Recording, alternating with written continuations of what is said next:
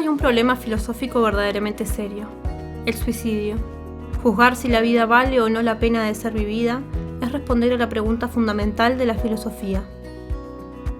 Hoy, 10 de septiembre, se conmemora el Día Mundial de la Prevención del Suicidio, por lo que es un buen momento para visibilizar este fenómeno, reflexionar sobre su prevención y recordar la importancia de los lazos sociales y el cuidado emocional.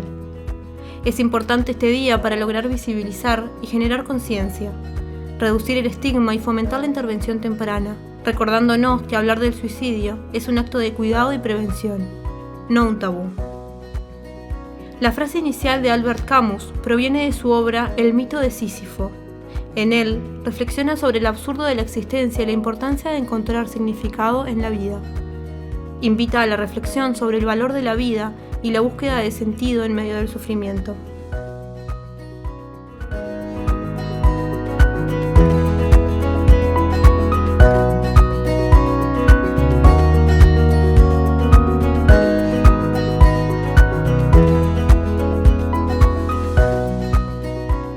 El suicidio ha sido estudiado desde múltiples perspectivas.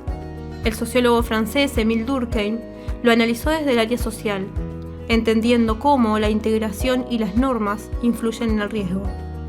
Sin embargo, Michel Foucault, filósofo e historiador francés, nos invita a pensar cómo los discursos y el poder moldean nuestra comprensión de la vida y de la muerte. Integrar estas miradas nos permite ver que el suicidio no es solo un acto individual, sino también una experiencia atravesada por lo colectivo, por las palabras y los silencios que lo rodean.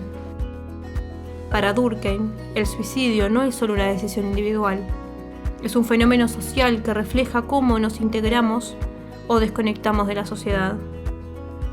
Michel Foucault identifica los discursos sociales sobre el suicidio como influyentes en la manera en que los individuos lo viven y lo interpretan. Incluso los ejemplos cotidianos, los gestos de cuidado y la forma en la que hablamos del suicidio en la sociedad generan un efecto sobre nuestra percepción y nuestra experiencia. Y si hablamos de silencios, también es importante detenernos en lo cotidiano. Muchas veces la vorágine de la vida no nos permite identificar los pequeños gestos que nos sostienen, por lo que es importante intentar identificarlos, visibilizar y valorar cosas mínimas que suceden a nuestro alrededor.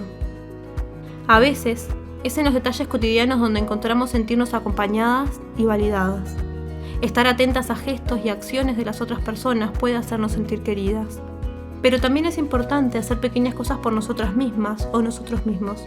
Dedicarnos tiempo, escucharnos, reconocer qué nos hace bien, incentivar pequeños hábitos y actividades que nos generen bienestar puede ser un primer paso frente a la sensación de soledad que a veces nos invade.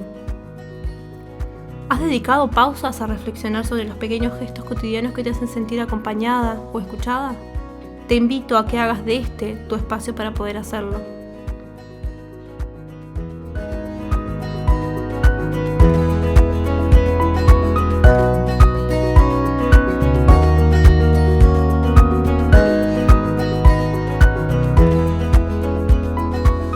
Desde la perspectiva de Foucault, estos gestos cotidianos no son solo acciones individuales, están influenciadas por las normas y discursos sociales y al mismo tiempo contribuyen a moldear nuestra experiencia del cuidado y la pertenencia.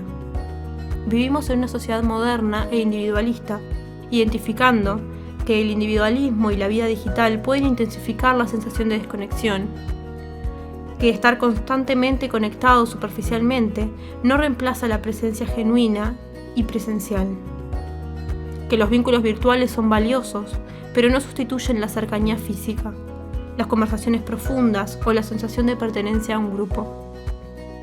Durkheim diría que la desintegración social aumenta la vulnerabilidad frente al suicidio, y Foucault nos recordaría que los discursos sobre la vida, el deber y la productividad influyen en cómo nos percibimos y nos autocuidamos. Y te pregunto, ¿qué espacios o personas en tu vida te ayudan a sentirte realmente conectada?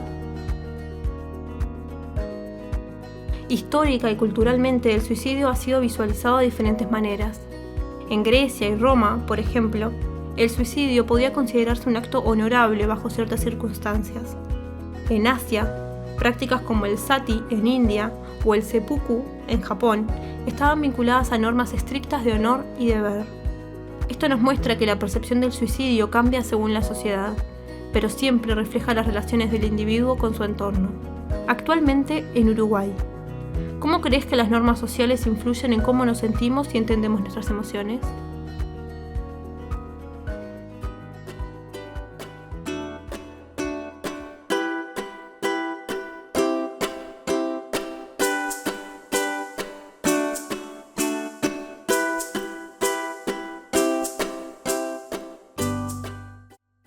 Pero antes de llegar al acto, muchas personas atraviesan un camino silencioso, experimentando los pensamientos de suicidio. Estos pensamientos pueden ir desde imaginar cómo sería no estar vivo hasta elaborar un plan para acabar con la propia vida. Todos y todas podemos tenerlos, y no necesariamente significan que alguien actuará en consecuencia de estos. Sin embargo, siempre es importante hablar de ellos y pedir ayuda. Las razones para que nos atraviesen estos pensamientos pueden ser muchas. Desde una pérdida, un trauma, el consumo de sustancias, el sentirse solo o sola, rechazada o inútil. Aunque los motivos cambien, lo central es recordar que los pensamientos de suicidio son temporales, que no nos definen y que siempre existen otras formas de enfrentar el dolor. Podemos identificar diferentes estrategias para lidiar con estos pensamientos. Hablar con alguien de confianza, contactar las líneas de prevención del suicidio o de apoyo emocional disponibles en nuestro país, evitar sustancias que intensifiquen el malestar, mantenerse enfocado en el presente y en actividades que nos aporten bienestar. Porque para esto es importante tener claro cuáles son las actividades y las cosas que nos hacen sentir mejor, para elaborar como una especie de reserva de ideas a las que podamos recurrir cuando las necesitamos. Y aquí quiero retomar el lugar que ocupan tanto el silencio como el lenguaje, porque lo que no se nombra también pesa. Hablar de suicidio no es fácil, pero el silencio construye miedo y estigma. Como decía Foucault, los discursos moldean lo que podemos pensar y cómo nos relacionamos con ciertos temas. Nombrar lo que sentimos, incluso con palabras simples, abre espacios de diálogo y reconocimiento. Nos recuerda que no estamos solos ni solas. Vivimos en un mundo saturado de información, pero tener los datos no siempre nos ayuda a enfrentar lo que duele. El saber no siempre es lo mismo que comprender. La prevención requiere transformar esa información en escucha, en acompañamiento y en cuidado mutuo. Por eso es que no siento necesario hablar de estadísticas, hablar de números, porque esos números no nos van a ayudar a saber qué es lo que está pasando, ni a intentar que eso deje de pasar. Los números son números que necesitamos transformar en acciones. Como ya hemos mencionado en el transcurso de este episodio, el suicidio es un fenómeno social y normativo que refleja cómo nos conectamos, nos cuidamos y cómo la sociedad regula nuestra experiencia. Por lo tanto, cada gesto de cuidado, cada vínculo, cada escucha, tiene un efecto profundo. Escucharnos, cuidarnos y conectarnos salva vidas. Quiero que dediques unos minutos a pensar, ¿qué pequeño gesto podés hacer hoy para estar presente para alguien? O para vos misma.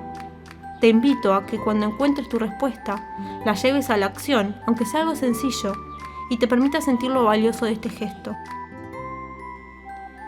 Linda Goldman, autora del libro Rompiendo el Silencio, expresa con palabras sencillas mencionando: el suicidio es cuando las personas deciden que no quieren que su cuerpo funcione más. Están tan tristes o tan enojados que su mente se confunde. Se olvidan de que pueden pedir ayuda. Siempre hay otra manera, siempre hay otra salida. Si algo de lo que se compartió hoy te resonó, te invito a ponerlo en palabras, hablarlo, compartirlo, abrir un diálogo con alguien de confianza. Muchas veces, hablar de lo que sentimos puede ser un acto de prevención, porque en los gestos pequeños, en las palabras compartidas y en la escucha, podemos encontrar compañía y sostener la esperanza.